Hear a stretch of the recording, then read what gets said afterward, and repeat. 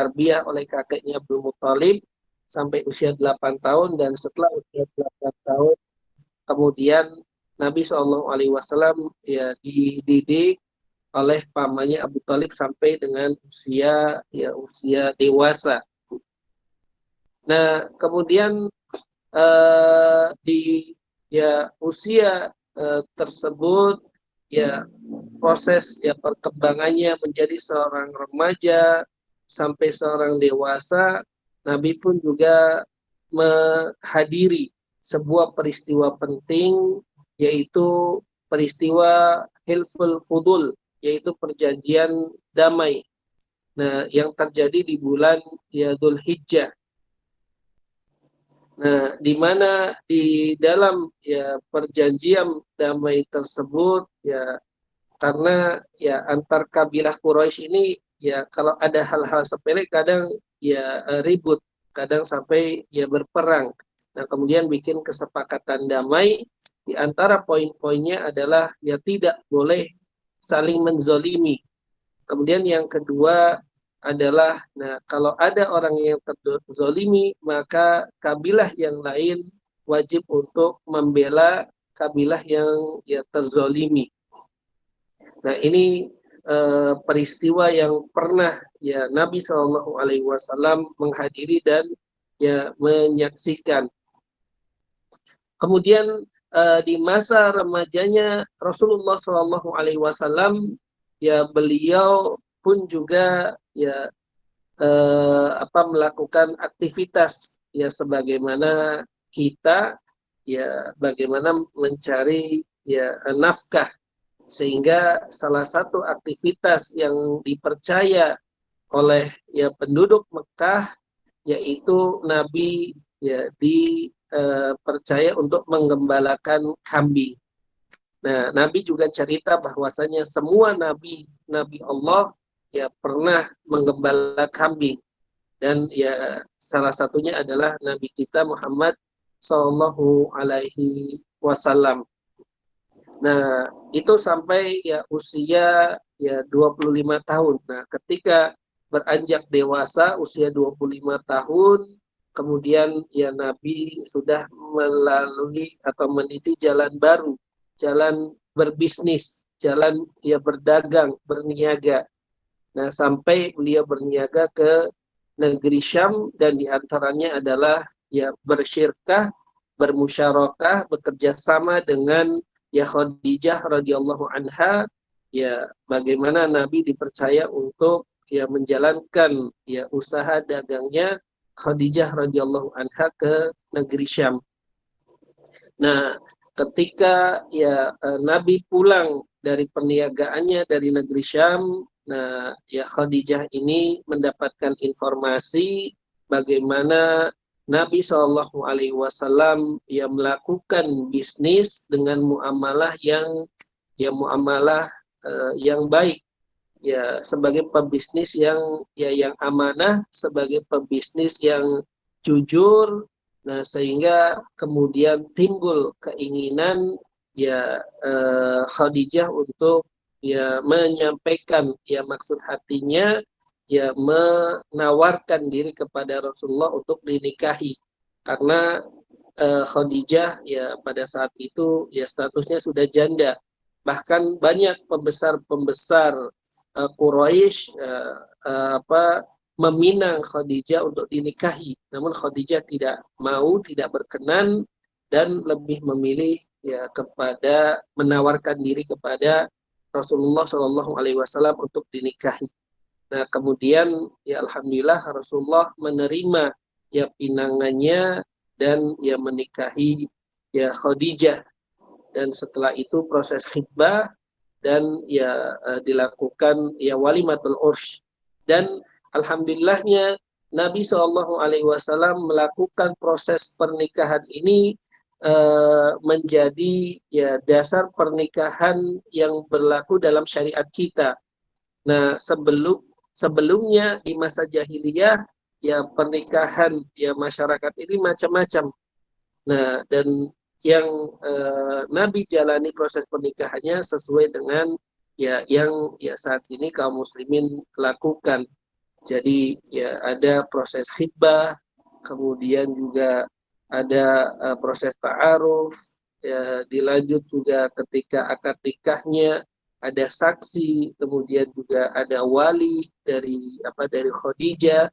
Nah, kemudian juga ada akad nikah di situ dan diakhiri adanya walimatul urs, ya adanya ya, pesta ya pernikahan untuk memberitahu kepada karib kerabat, kepada paman-paman, kepada keluarga besar Nabi Shallallahu Alaihi Wasallam dan keluarga besar Khadijah bahwasanya telah dilaksanakan ya pernikahan. Dan ya usia Nabi Shallallahu Alaihi Wasallam lebih muda dibandingkan ya Khadijah. Ya ada dua riwayat yang terkenal dalam sirah Nabawiyah yang ketika dinikahi oleh Rasulullah usia Nabi 25 tahun sedangkan Khadijah ada yang menyebutkan usianya 40 tahun, ada yang menyebutkan usianya 28 tahun. Nah, namun ya kita semua ya bisa mengambil pelajaran bahwasanya pernikahan ini tidak masalah. Kadang seorang suami lebih muda usianya dibandingkan ya seorang istri ataupun juga ya sebaliknya. Yang penting yang menjadi patokan bagi kita saat ini adalah pilih ya suami, pilih istri dengan ya agamanya yang baik, dengan akhlaknya yang mulia, dan juga penuh ya tanggung jawab. Nah, karena akan ya menjalani bahtera rumah tangga tidak untuk jangka waktu pendek menengah, namun kalau bisa seumur hidup, ya kalau bisa ya bahtera rumah tangga dibangun tidak hanya sakinah, mawadah, warahmah di dunia, namun juga membangun keluarga ya bersama kembali di surga Allah Subhanahu wa taala. Dan ini hendaknya menjadi visi dan misi keluarga kita sebagaimana Nabi Shallallahu Alaihi Wasallam membangun bahtera rumah tangga dengan Khadijah maupun dengan istri-istri beliau yang lainnya. Teman-teman yang berbahagia, nah kemudian ada ya peristiwa yang bersejarah dan ini juga bisa menjadi pelajaran bagi kita semua bagaimana ya masa muda Rasulullah Shallallahu Alaihi Wasallam memiliki peran di masyarakat ya sejak mudanya ya sebelum beliau diangkat menjadi nabi dan rasul 5 tahun sebelumnya ada peristiwa besar di kota Mekah yaitu adanya banjir besar. Nah, sehingga apa ya merusak ya Ka'bah dengan kondisi yang sangat parah. Kemudian orang-orang Quraisy ya mereka bersepakat untuk ya merenovasi bangunan Ka'bah tersebut. Nah, sehingga ya mereka kemudian bersepakat bahwasanya untuk bangunan Ka'bah yang direnovasi ada beberapa kriteria. Yang pertama, bahwasanya bahan-bahan bangunan ini ya harus berasal dari ya penghasilan yang baik-baik saja. Nah, tidak boleh misalkan dari usaha ya perzinahan, pelacuran, tidak boleh berasal dari usaha jual beli dengan sistem riba, dengan sistem zolim, dengan sistem goror, dan juga tidak boleh kemudian ya yang disumbangkan adalah hasil dari menganiaya kepada pihak yang lainnya. Nah, ini bagaimana ya proses renovasi ya bangunan Ka'bah yang ya hampir ya rusak berat karena banjir besar di kota Mekah, kemudian direnovasi kembali dengan bahan-bahan bangunan yang berasal dari hal-hal yang baik dan tidak berasal dari hal-hal yang kotor atau hal-hal yang haram. Nah, kemudian ketika ya proses pembangunan ini ya sudah selesai, nah tinggal ya peletakan ya Hajar Aswadnya. Nah, kemudian ya orang-orang Quraisy, para pembesarnya berselisih pendapat siapa yang akan meletakkan Hajar Aswadnya di tempat semula. Nah, banyak sekali ya pendapat-pendapat di situ. Nah, kemudian mereka menyepakati bahwasanya siapa yang pertama kali memasuki ya pintu Masjidil Haram, maka dialah yang berhak untuk meletakkan Hajar Aswad di tempatnya semula. Dan Allah Subhanahu wa taala takdirkan bahwasanya orang yang pertama kali masuk adalah Nabi Muhammad Shallallahu alaihi wasallam. Nah, kemudian ya orang-orang yang melihat ya akhirnya ya menjuluki mereka, eh, menjuluki Nabi Shallallahu alaihi wasallam dengan Al-Amin. Dan ya mereka ridho, mereka ikhlas bahwasanya Nabi Shallallahu alaihi wasallam yang akan meletakkan Hajar Aswad di tempatnya semula di ya di ujung ya Ka'bah. Nah, salah satu sudut ya sudut Ka'bah. Nah, namun ya Nabi Shallallahu alaihi wasallam juga ingin membesarkan kabilah-kabilah Quraisy agar mereka juga punya peran dalam meletakkan ya Hajar Aswad ini di tempatnya semula, sehingga ya setiap pemimpin kabilah itu ya diminta untuk memegang ya ujung-ujung kain tersebut, sehingga secara bersama-sama Nabi Shallallahu alaihi wasallam ya meletakkan Hajar Aswad ke tempatnya ya semula. Dan inilah salah satu faedah yang bisa kita ambil ketika kita menjadi pemimpin dan ya banyak orang yang berkontribusi dalam ya aktivitas tertentu, maka orang-orang yang berkontribusi sebaiknya dilibatkan eh, dalam ya berkegiatan agar yang merasa dihargai, agar merasa dihormati, dan sehingga semua ya orang, semua yang terlibat akan ya ridho, dan ya mengurangi juga friksi atau ya perpecahan di antara kita.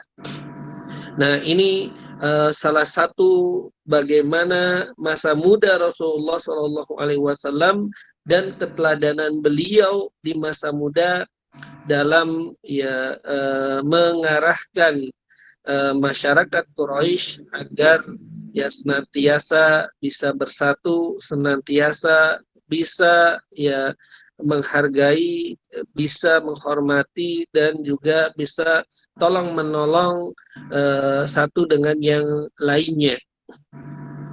Nah, setelah itu ya setelah pembangunan Ka'bah, renovasinya selesai, setelah adanya banjir besar, kemudian ya di usia mendekati 40 tahun Rasulullah Shallallahu alaihi wasallam ya menyukai ya beruzlah, ya menyendiri ya dari keramaian, yaitu di Gua Hiro. Gua Hiro ini ya salah satu gua di Gunung Nur atau Jabal Nur yang jaraknya kurang lebih 2 mil dari kota Mekah.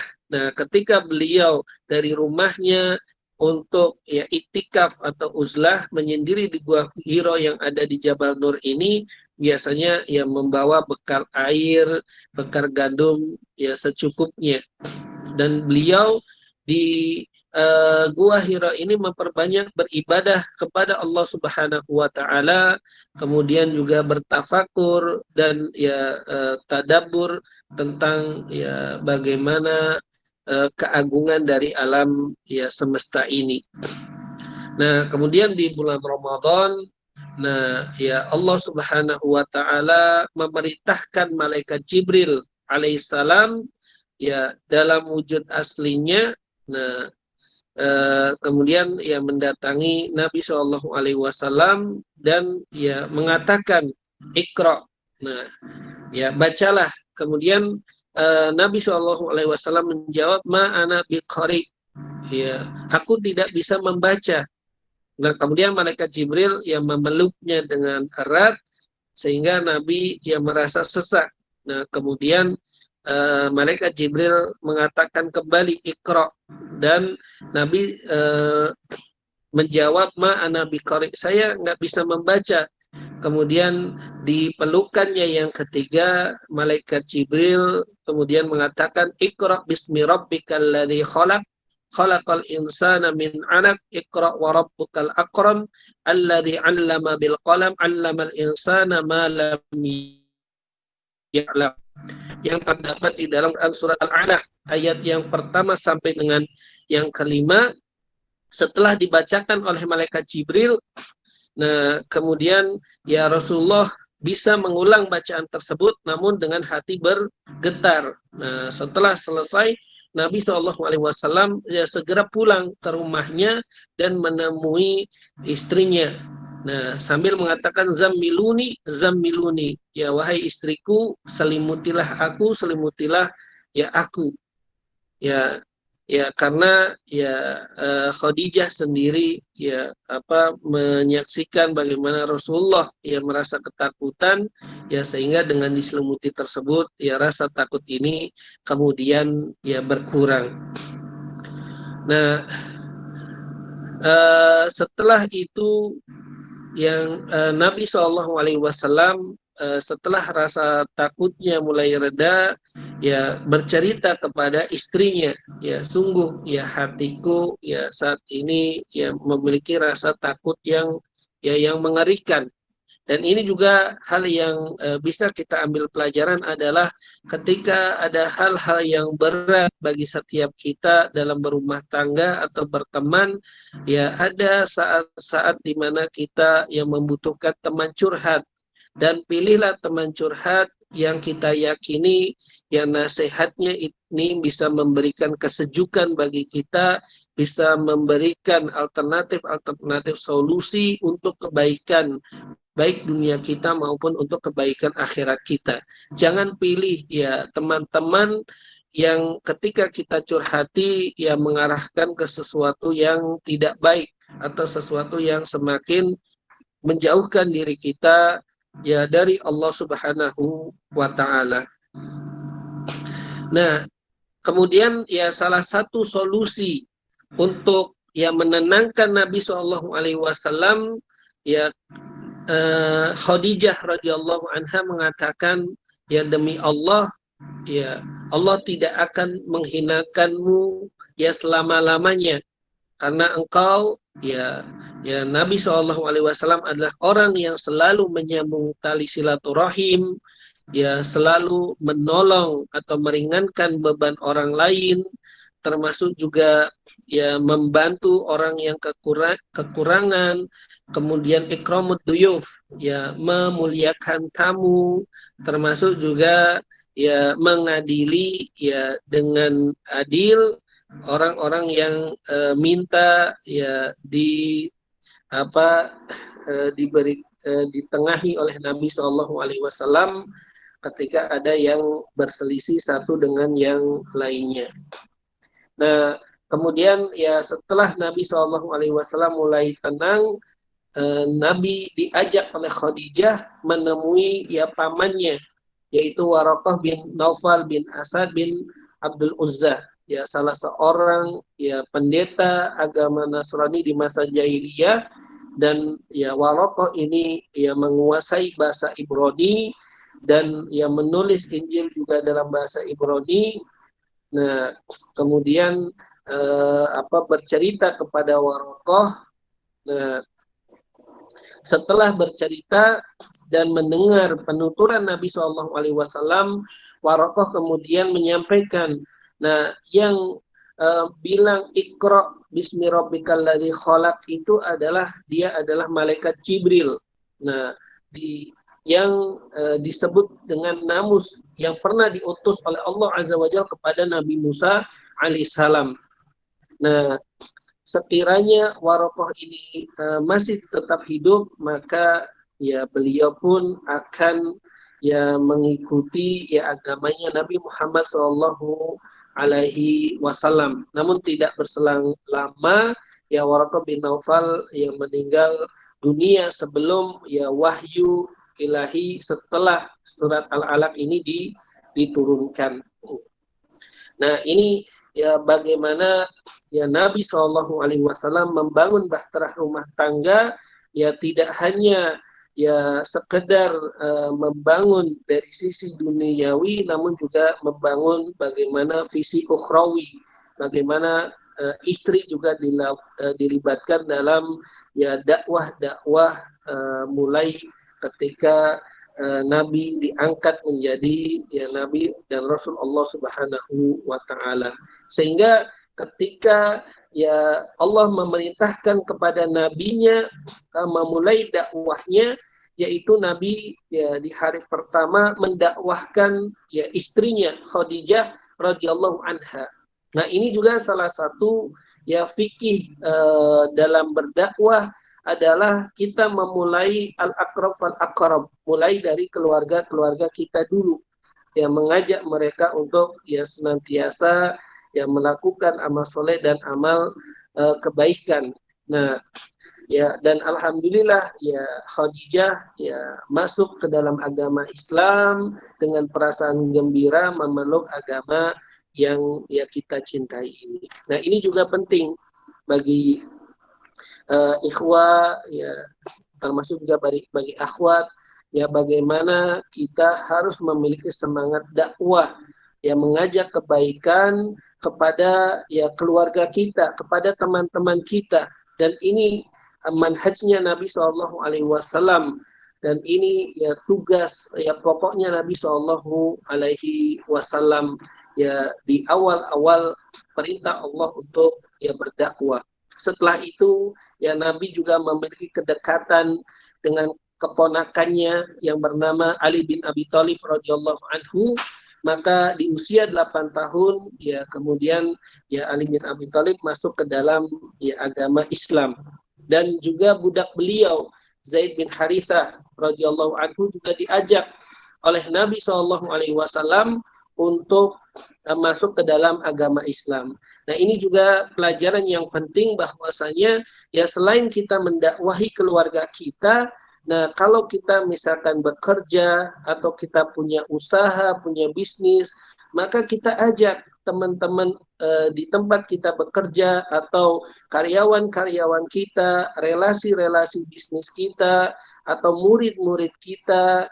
Nah, mereka kita ajak, ya kita dakwahi untuk ya senantiasa melakukan amal-amal kebaikan dan amal-amal sholat. Nah, kemudian Nabi pun juga ya di usia ya mudanya ya dengan ya keteladanan beliau ya mengajak juga sahabat-sahabat yang lain seperti Bilal bin Rabah, ya kemudian Khalid bin Sa'ad, kemudian ada Abu Bakar As-Siddiq, salah satu teman Nabi yang ya cukup dekat, dan Abu Bakar As-Siddiq ini salah satu pengusaha besar, pengusaha papan atas di kota Mekah. Nah, beliau ya terkenal sebagai pebisnis ya kain yang terkenal di kota Mekah. Ya kemudian masuk Islam, dan ya setelah Abu Bakar masuk Islam ini, Abu Bakar termasuk ya diarahkan dimotivasi oleh Nabi untuk mengajak teman-temannya yang lain, sehingga teman-temannya Abu Bakar ini seperti Utsman bin Affan, Zubair bin Awam, Abdurrahman bin Auf, Talha bin Ubaidillah, dan Sa'ad bin Abi Waqqas, ya semuanya ya di antara sahabat yang ya masuk ke dalam agama Islam melalui dakwahnya Abu Bakar As-Siddiq radhiyallahu anhu. Nah, ini juga penting bagi kita semua ikhwan dan akhwat, bahwasanya ya ketika kita merasa dengan ya semakin dekat ya kita mempelajari agama Islam, kita semakin nyaman, kita semakin ya cinta untuk mengamalkan ya agama ini, maka kita pun juga harus bersemangat mengajak ya teman-teman kita, keluarga kita, ya agar bisa ya mendalami agama Islam, mengamalkan dan juga mengajarkan nilai-nilai yang mulia dari agama kita ini kepada ya manusia atau kepada teman-teman dan keluarga kita. Nah, kemudian setelah itu ya ada perintah dari Nabi SAW, perintah untuk perintah dari Allah agar mendakwahkan ya agama ini dengan turun ya setelah berselang lama Quran surah Al-Alaq turun Quran surah Al-Mudaththir. Ya ayyuhal mudaththir qum fa'anzir wa rabbaka fakabbir wa thiyabaka fatahhir wa ruzza fahjir wa la tamnun taktasir wa li rabbika fasbir. Nah, di dalam Quran surat Al-Mudaththir ayat yang pertama sampai dengan yang ketujuh ini ada beberapa tujuan utama dari risalah dan nubuah ini. Yang pertama adalah ya agar masyarakat kaum musyrikin Quraisy ya mereka diajak masuk ke agama Islam, kemudian mereka yang mentauhidkan, mengesahkan Allah Subhanahu wa taala, meninggalkan penyembahan kepada Lata, kepada Uzza, kepada Mana, kepada Nasr. Nah, termasuk juga di zaman kita sekarang ya ada ya di antara masyarakat kita yang berKTP Islam tapi masih melakukan ya amalan-amalan ibadah yang kalau dikaji dari sisi akidah, nah ini terkadang masih ada unsur kesyirikannya. Nah kita ajak mereka ya kita luruskan ya jangan sampai kemudian ya mereka ya di samping menyembah kepada Allah juga melakukan suatu amalan-amalan ibadah yang menduakan Allah Subhanahu wa taala atau menyekutukan Allah. Nah, ini jadi ada pesan tauhid mengesahkan Allah. Kemudian yang kedua adalah bagaimana menanamkan ya keimanan kepada hari akhir, keimanan kepada hari kiamat. Dan ini yang tertanam oleh ya Nabi SAW kepada para sahabatnya. Ya sehingga bagaimana dampaknya adalah mereka bersemangat untuk ya amal-amal akhirat, ibadahnya, kemudian puasanya, dakwahnya, termasuk pada ya sisi jihadnya. Nah, ya bagaimana perang Badar, kemudian perang ya Khandaq, ya dan ya banyak sekali ya sebagian ulama ya sirah menyebutkan sekitar ada 17 peperangan yang ya dialami atau diikuti oleh Nabi SAW. Maka ya di konteks kekinian kita sebagai pemuda, ikhwan dan akhwat, paling tidak kita ada semangat ya jihad dalam berdakwah. Bagaimana kita ya termotivasi untuk ya memaksimalkan potensi kita ya menebarkan nilai-nilai kebaikan, nilai-nilai ketaatan di tengah-tengah ya masyarakat kita. Kemudian nilai yang ketiga dari Quran surat Al-Mudaththir ayat yang pertama dan yang ketujuh ini bagaimana ada proses tazkiyatun nafas, pensucian jiwa kita. Nah, kadang ya karena ya kita banyak melakukan dosa, banyak melakukan maksiat. Nah, dengan proses tazkiyatun nafs, pensucian jiwa ini ya kita sedikit demi sedikit mengurangi ya dosa dan maksiat yang kita lakukan. Ya kita dengan memperbanyak ya beristighfar sebagaimana yang dilakukan oleh Nabi ya disebutkan dalam sebuah riwayat dalam sehari 70 ya 100 Nabi beristighfar dan memohon ampun kepada Allah Subhanahu wa taala. Maka lebih pantas dan layak lagi bagi kita untuk memperbanyak ya beristighfar dan memohon ampun kepada Allah Subhanahu wa taala yang kita yakini dosa-dosa kita, maksiat-maksiat yang kita lakukan ya lebih banyak ya dibandingkan Nabi Shallallahu Alaihi Wasallam. Nah ini sebagai bentuk pensucian jiwa kita, tazkiyatun nafas kita. Kemudian faedah yang keempat dari diturunkannya Quran surat Al-Mudaththir ayat yang pertama sampai dengan yang ketujuh adalah setelah kita mengimani adanya hari akhir, mengimani adanya ya takdir Allah qada dan qadar. Nah, namun ya kita diperintahkan oleh Nabi mengambil sebab-sebab untuk ya mengantarkan diri kita ke amal-amal kebaikan Nah, setelah kita berusaha maksimal, kemudian kita ya menyerahkan dan menyandarkan segala urusan kita hanya kepada Allah, kita bertawakal kepada Allah Subhanahu wa taala. Nah, ini di antara faedah-faedah dari ya diturunkannya Quran surat Al-Mudaththir ayat yang pertama sampai dengan yang ketujuh.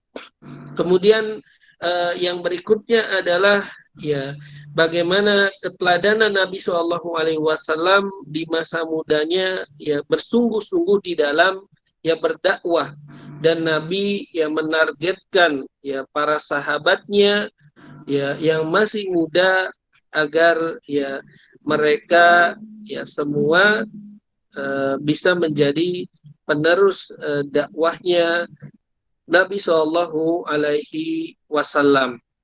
Nah, kita juga ya penting bahwasanya ihtimamun Nabi Shallallahu Alaihi Wasallam ala tarbiyati syabab wa i'dadihim lihamlil mas'uliyah. Bagaimana Nabi memiliki perhatian dalam mengkader ya para pemuda-pemuda sahabat dan menyiapkan mereka untuk melanjutkan ya perjuangan dakwah dan perjuangan Islam ini. Maka ya dalam konteks kekinian kita sebagai seorang mahasiswa muslim dalam memaknai peristiwa ya kelahiran Nabi dan Sumpah Pemuda ini adalah mari ya kita semua menyiapkan, mentarbiyah, mendidik diri kita menjadi mahasiswa muslim yang tangguh sebagaimana ketangguhan Nabi Shallallahu Alaihi Wasallam di dalam ya dakwahnya. Nah, ya karena ada hamlatud dakwah, ada ya amanah ya kita sebagai pengemban dakwah, ya termasuk juga humatur risalat, bagaimana kita menjaga ya syariat agama ini agar ya senantiasa diamalkan oleh ya kaum muslimin, dan juga ada amanah bunatul umam, bagaimana ya kita menjadi generasi membangun peradaban ya Islam. Nah, ini setidaknya hal yang bisa ya kita bahas bagaimana menjadi muslim yang tangguh ya ala Rasulullah dengan ya mempelajari sirah nabawiyah Nabi Shallallahu Alaihi Wasallam. Kemudian yang terakhir adalah ya kita semua ya mendengar dan menyaksikan bagaimana ya pemerintah ya Perancis dalam hal ini diwakili oleh presidennya melakukan penistaan dan penghinaan terhadap Rasulullah Shallallahu Alaihi Wasallam. Maka ya kita pun juga harus menyampaikan sikapnya. Yang pertama adalah ya kita tentu mengutuk keras setiap bentuk penghinaan dan pelecehan terhadap Rasulullah Shallallahu Alaihi Wasallam kapanpun dan dimanapun, ya termasuk yang dilakukan oleh Presiden ya Perancis Emmanuel Macron. Kemudian yang kedua juga ya kita sebagai mahasiswa muslim yang tangguh ala Rasulullah, maka kita pun juga ya ada upaya ya menuntut agar pemerintah Perancis termasuk semua pihak yang terlibat di dalamnya untuk menghentikan ya penghinaan kepada Nabi Shallallahu Alaihi Wasallam. Dan ya kita juga berharap agar pemerintah ya Indonesia ya bisa memberikan teguran yang keras kepada ya Perancis, ya bisa dalam bentuk memulangkan duta besar Perancisnya. Nah, ini sebagai bentuk ya kecintaan pemerintah Indonesia terhadap Nabi Shallallahu Alaihi Wasallam dan membenci setiap ya penistaan dan penghinaan terhadap Rasulullah Shallallahu Alaihi Wasallam. Dan yang keempat, silahkan kita sudah mulai memilih dan memilah mana produk-produk ya negara Perancis yang ada di Indonesia. Kalau bisa kita boikot, kita ganti dengan produk-produk ya yang lain, produk-produk ya buatan kaum muslimin atau paling tidak produk buatan dalam negeri. Nah, sebagai ya bentuk ya kita apa ya ya bentuk boikot atau mengutuk terhadap ya penghina baginda Rasulullah Muhammad Shallallahu Alaihi Wasallam. Nah, kemudian sikap yang berikutnya adalah ya ini juga ya sebagai ya kita jadikan ya momentum untuk semakin meningkatkan ya persatuan dan persaudaraan kaum muslimin ya sedunia. Nah, karena ya membela dan mempertahankan kehormatan ya Nabi, kehormatan Islam ini ya dengan izin Allah ya diantaranya adalah bagaimana menyatukan kaum muslimin agar tidak mudah diadu domba atau dipecah belah. Nah, kemudian juga ya kita juga hendaknya untuk senantiasa ya mengkaji ya dan menginternalisasi ya perjalanan ya kehidupan Nabi atau sirah nabawiyah ini. Nah, agar apa perilaku beragama kita semakin baik dan semakin indah.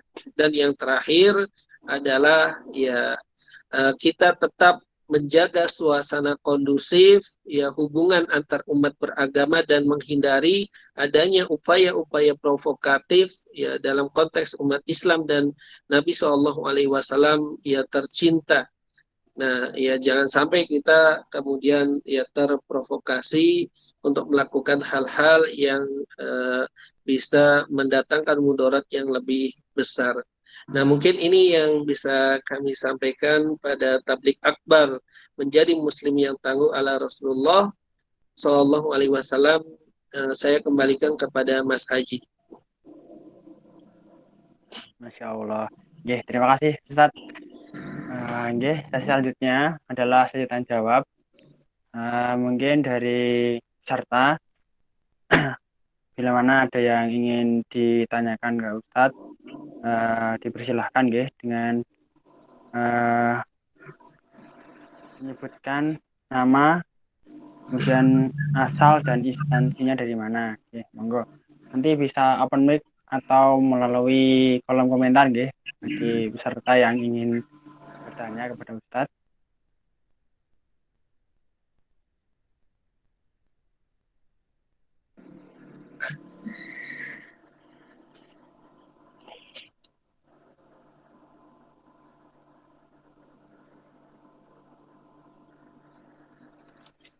Monggo yang mau bertanya kepada Ustadz dipersilahkan dengan menyebut nama, asal, dan instansinya dari mana. Monggo. Itu bisa via open mic atau via kolom komentar, monggo dipersilahkan.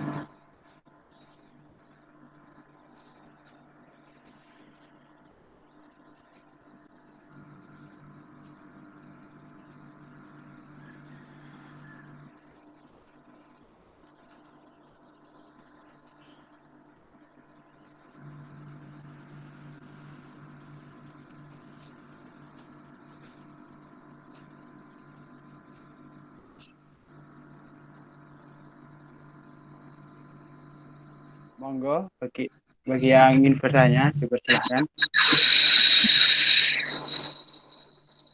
Oke. Ustadz, saya boleh bertanya nggak Ustadz? Ya, silakan Mas Haji. Oke. Kan tadi ada terkait Ustadz terkait membangun peradaban Kalau menurutnya Ustadz, peran apa sih yang bisa dilakukan seorang mahasiswa dalam ikut serta membangun peradaban? Itu Ustadz.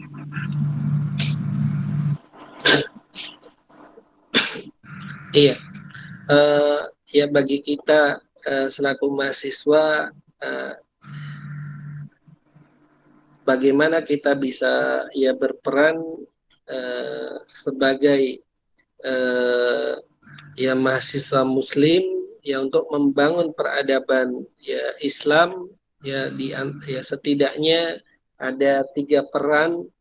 Yang pertama adalah ya peran untuk ya ya sungguh-sungguh ya dalam ya belajar memahami ya Islam ini ya dengan ya pemahaman yang baik, ya tidak ke arah ya liberal, tidak ke arah Syiah, dengan pemahaman Ahlussunnah wal Jamaah.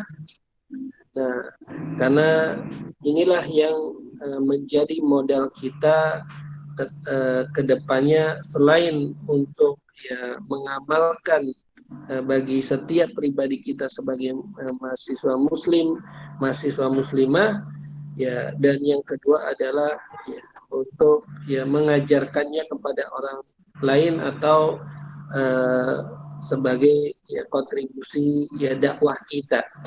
Sehingga ya sebagian ulama mengatakan ya untuk soleh ini bagi setiap kita harusnya ada 2. Yang pertama, solihun li nafsihi wa solihun li ghairihi. Bagaimana kita ya berusaha untuk menjadi soleh ya untuk setiap pribadi-pribadi kita, dan yang kedua adalah berusaha untuk mensolehkan ya orang lain, teman-teman kita, keluarga kita. Nah, ini peran yang pertama bagi kita sebagai mahasiswa Muslim atau mahasiswi Muslimah adalah ya tetap semangat mempelajari ya agama Islam dengan kesungguhan sehingga memiliki pemahaman yang utuh, pemahaman yang paripurna terhadap agama Islam. Nah, kemudian yang kedua adalah al-amalu bi muqtadal al-ilmi wal fahm. Ya, bagaimana ya ilmu-ilmu ya keislaman yang kita pelajari tidak hanya sekedar sebagai wawasan, namun kita amalkan. Ya, ini ya harapannya bisa menjadi ya amal soleh kita, menjadi pemberat amal kebaikan kita. Nah, kemudian yang ketiga adalah ya ilmu-ilmu yang sudah kita pelajari, termasuk ilmu di setiap ya bidang keduniawian yang kita tekuni di UNY ini bisa menjadi sarana dakwah kita.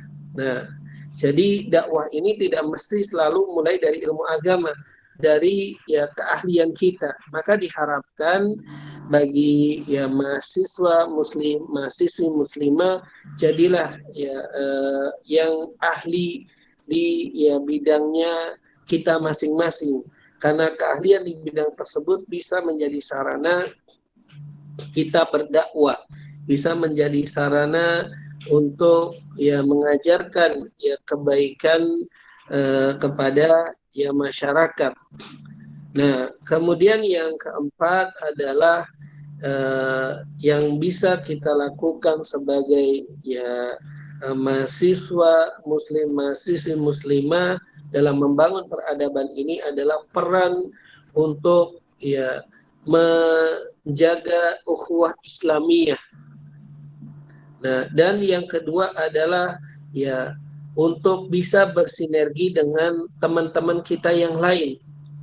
Nah, ya jadi bagaimana ya kita bersinergi dalam dakwah ya meskipun berbeda lembaga dakwah, termasuk juga harus disertai dengan ukhuwah persaudaraan Islam. Kita ya bekerja sama, kita bergaul, beraktivitas adalah karena semata-mata ya agama kita memerintahkannya, yaitu ya menjaga persaudaraan Islam kita.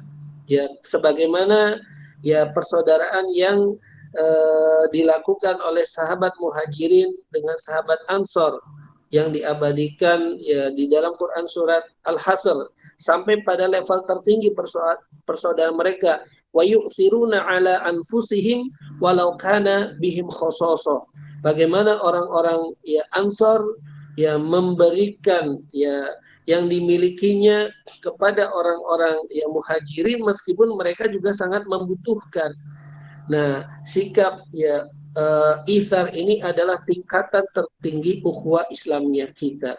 Nah, yang paling tidak bagi kita adalah bagaimana ya kita bisa saling menghormati, saling menghargai, saling mencintai, dan bisa saling membantu satu dengan yang lainnya. Nah, ini setidaknya 4 hal yang bisa kita lakukan sebagai ya mahasiswa muslim, mahasiswi muslimah dalam membangun peradaban Islam. Wallahu taala a'lam. Oke, terima kasih Ustaz, Masya Allah. Ya, sama-sama Mas Haji. Oke, kalau dari teman-teman ada yang ingin ditanyakan dari Ustaz atau tidak? Kalau tidak ada, ya nanti saya akan menyimpulkan beberapa hal yang tadi bisa saya catat. Ya, monggo yang mau bertanya. Rezeki tunggu ya sampai jam 14:13. Monggo yang mau bertanya atau mengajukan pertanyaan.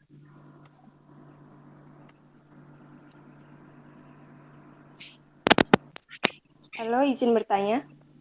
Ya, Oke, silahkan. monggo. Ya, perkenalkan Ustadz, nama saya Inayatul Husna dari UNJ.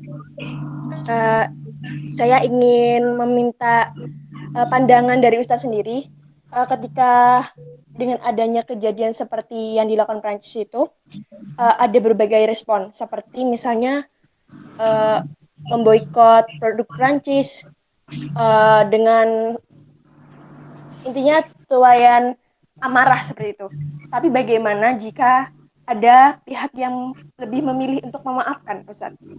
Mungkin dari saya begitu. Terima kasih. Ya, ya. Sebagaimana pertanyaan dari Mbak Inayatul Husna, sikap Muslim ketika ya seorang ya panutannya, teladannya, yaitu Nabi SAW dihinakan dan dinista, ya di antara yang bisa dilakukan dan ini dibolehkan secara syariat adalah memboikot. Ya, tujuannya adalah ini sebagai teguran agar tidak mengulangi melecehkan Nabi Shallallahu Alaihi Wasallam. Namun kalau misalkan ada Muslim yang lain yang ya memaafkan, ya sebaiknya yang memaafkannya adalah ya untuk ya orang-orang yang ya tidak berhubungan secara langsung atau tidak mendukung secara langsung ya Presiden Perancis tersebut. Misalkan contohnya ada ya teman-teman kita yang bekerja di ya perusahaan-perusahaan milik warga negara Perancis dan ya produknya juga halal, produknya juga baik. Nah, mereka ini tidak kita boikot. Nah, justru ya bisa sebagai lahan dakwah kita bahwa pernyataan presidennya ini adalah tidak baik. Nah, yang baik adalah bagaimana menghormati agama Islam, menghormati Nabi Shallallahu Alaihi Wasallam, bahwasanya kebebasan yang berekspresi, berpendapat juga ada dibatasi oleh kebebasan yang lainnya. Jadi tidak mengapa, silahkan kita ya menyayangi, mencintai, ya memaafkan ya teman-teman kita yang bekerja di perusahaan-perusahaan Perancis, ya termasuk juga kita mendoakan ya orang-orang yang melecehkan Nabi, menghina Nabi agar diberikan ya hidayah oleh Allah agar ya kemudian masuk ke dalam agama Islam dan ya istiqomah dalam keislamannya. Kalau tidak mau ya masuk ke dalam agama Islam dan masih suka menista, menghina, ya kita juga doakan agar Allah memberikan ya balasan yang pedih bagi orang-orang yang menista dan menghina Nabi Shallallahu Alaihi Wasallam. Jadi tidak mengapa, silakan kita bisa ya memaafkan dan mendoakan kebaikan. Wallahu taala alam. Ya, terima kasih banyak Ustadz. Ya, sama-sama Mbak Inayatul Husna.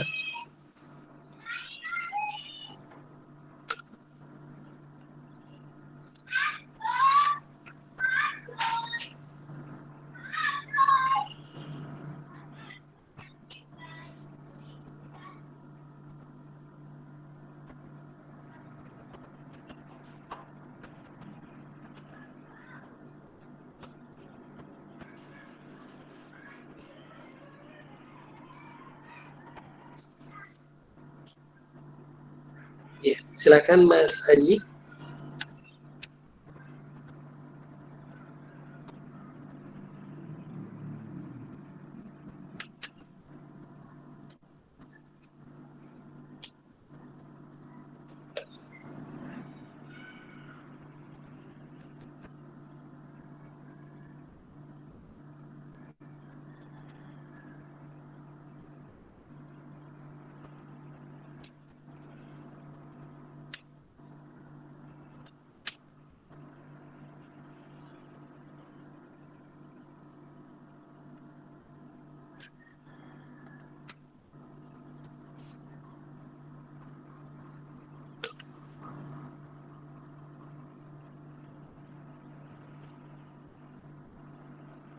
Halo? Ya, silakan. Oke. Karena sudah tidak ada pertanyaan lagi, maka dicukupkan ya untuk pertanyaannya. Kemudian di sini saya ingin menyampaikan beberapa hal yang saya tuliskan, yang mungkin seperti kita tuh sesama umat muslim juga saling melakukan silaturahmi, ya. Karena itu juga yang dilakukan oleh Rasulullah. Kemudian kita juga harus mengesahkan Allah, kemudian maknai juga tentang akhir zaman atau hari akhir nih. Kemudian kita tuh harus sering mensucikan diri dengan cara beristighfar. Kemudian kita selaku mahasiswa gitu atau sebagai orang muda gitu, kita juga harus ikut serta dalam membangun peradaban. Mungkin itu yang bisa saya simpulkan. Kemudian di acara yang keenam atau acara yang terakhir adalah doa bersama, dan nanti ada penutup. Tapi sebelum menutup, dimohon kepada Ustadz Elan yang terhormat untuk memimpin doa bersama, ya Ustadz. Monggo Ustadz. Ya, ya, sebagai rangkaian akhir acara kita, marilah kita bersama-sama untuk berdoa kepada Allah Subhanahu wa taala. Allahumma shalli wa sallim ala Muhammad wa ala ali Muhammad kama shallaita ala Ibrahim wa ala ali Ibrahim innaka Hamidum Majid. Allahumma barik ala Muhammad wa ala ali Muhammad kama barakta ala Ibrahim wa ala ali Ibrahim innaka Hamidum Majid. Allahumma ighfir lil muslimina wal muslimat wal mu'minina wal mu'minat al ahya'i minhum wal amwat innaka sami'un qaribun mujibud da'wat. Rabbana dhalamna anfusana wa in lam taghfir lana wa tarhamna lanakunanna minal khasirin. Rabbana la tu'akhidna in nasina aw akhtana. Rabbana wa la tahmil alaina isran kama hamaltahu ala alladhina min qablina. Rabbana wa la tuhammilna ma la taqata lana bih wa'fu anna waghfir lana warhamna anta maulana wansurna 'alal qaumil kafirin. Rabbana la tuzigh qulubana ba'da idh hadaitana وهب لنا من لدنك رحمة إنك أنت الوهاب. ربنا هب لنا من أزواجنا وذرياتنا قرة أعين واجعلنا للمتقين إماما. ربنا آتنا في الدنيا حسنة وفي الآخرة حسنة وقنا عذاب النار والحمد لله رب العالمين.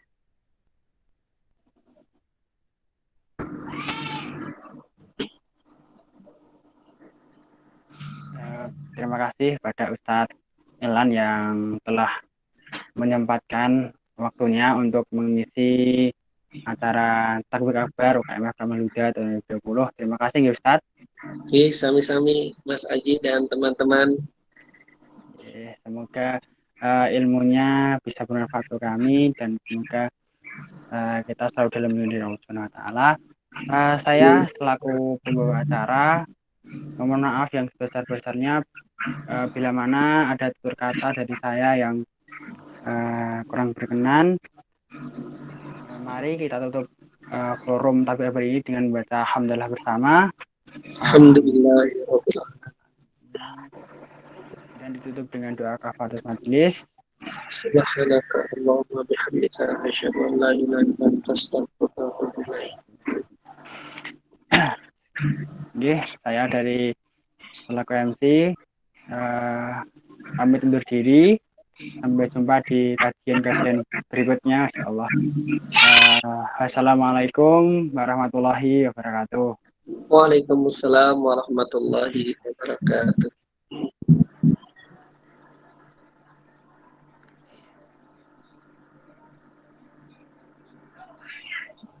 Nggih, monggo pada Ustadz Elan atau teman-teman yang ingin melanjutkan aktivitasnya dipersilahkan. Nggih, matur nuwun.